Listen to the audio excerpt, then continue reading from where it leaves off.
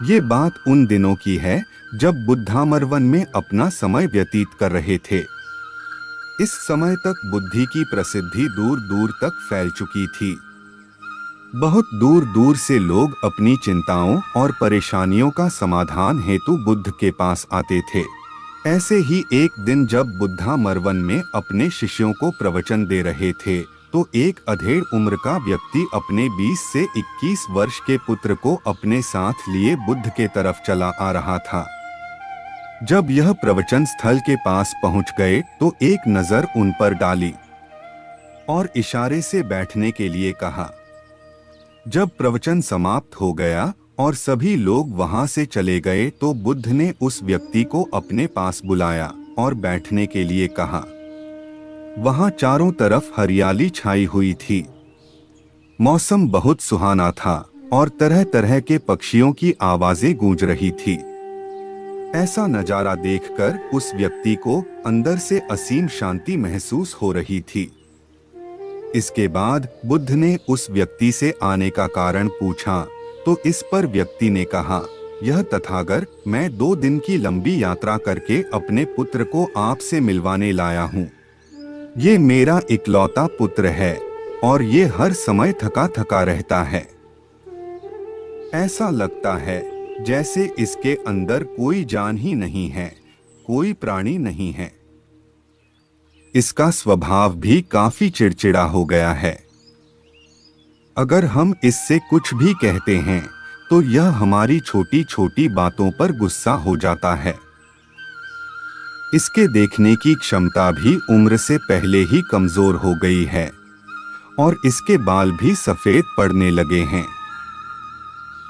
इतनी कम उम्र में इतनी बड़ी उम्र का लगना मुझे तो कुछ समझ नहीं आ रहा। किसके साथ हो? क्या रहा है तथागत? मैं अपने पुत्र के स्वास्थ्य को लेकर बहुत चिंतित हूँ। जब मैं अपने पुत्र को वैद्य जी के पास लेकर गया तो उन्होंने कुछ औषधि दी और कहा अपने पुत्र को तनाव कम लेने के लिए कहो। वो अपने दिमाग में बहुत अधिक तनाव लेता है, इसलिए उसकी ऐसी हालत हो गई है। लेकिन मुझे उनके बहुत समझाने के बाद भी तनाव का मतलब समझ नहीं आया। मुझे नहीं पता कि तनाव होता क्या है, यह किन कारणों से आता है और उसे कैसे अपने पुत्र के दिमाग से निकालूं। लेकिन मुझे सबसे पहले तो ये समझना है कि तनाव होता क्या है। इसीलिए तथागत मैं आपके पास आया हूँ।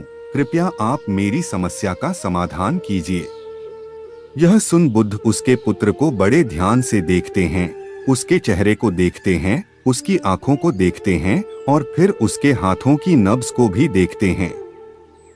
यह सारी विधि करने के पश्चात बुद्ध उस व्यक्ति से कहते हैं, तनाव लेना तो कोई नहीं चाहता, लेकिन फिर भी यह तनाव लोगों के दिमाग को दीमक की तरह पकड़ लेता है और व्यक्ति जान भी नहीं पाता कि वह तनाव में जी रहा है।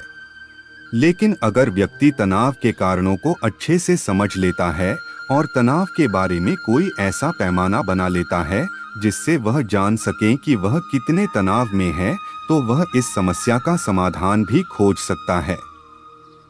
इसीलिए व्यक्ति को एक समय पर सिर्फ एक ही काम करना चाहिए और अपने तन और मन की सारी शक्ति उसी एक काम पर लगा देनी चाहिए जिससे व्यक्ति के अंदर तनाव पैदा ही ना हो। इसके बाद बुद्ध ने कहा, तनाव पैदा होने के मुख्य 8 कारण होते हैं और जिसने इन कारणों को समझ लिया वो जीवन भर तनाव मुक्त रह सकता है।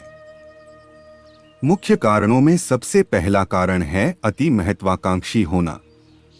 महत्वाकांक्षी होना अच्छी बात है, लेकिन क्या कभी आपने इस बात पर ध्यान दिया है कि इंसान के लक्ष्य कभी पूरी ही नहीं होते।